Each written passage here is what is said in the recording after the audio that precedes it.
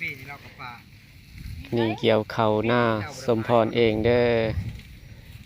กำลังเก็บเกี่ยว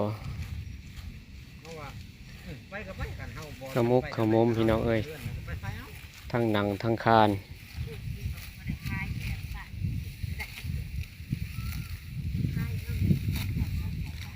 หาก็แล้วทงหนึ่ง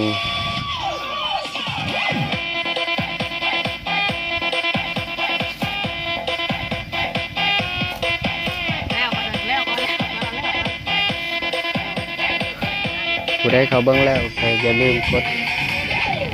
แชร์กดติดตามให้เด้อพี่น้อง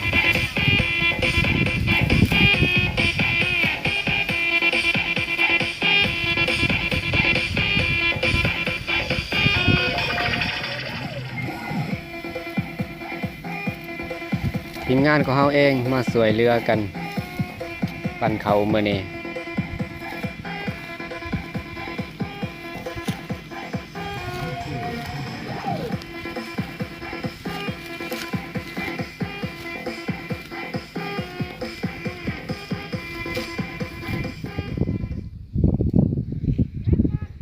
มีพี่น้องมาซอยหลายคนอยู่มื้อนี้ก็ดี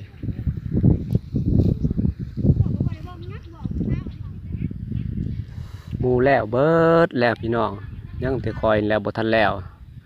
อยากน้ำฝนปีนี้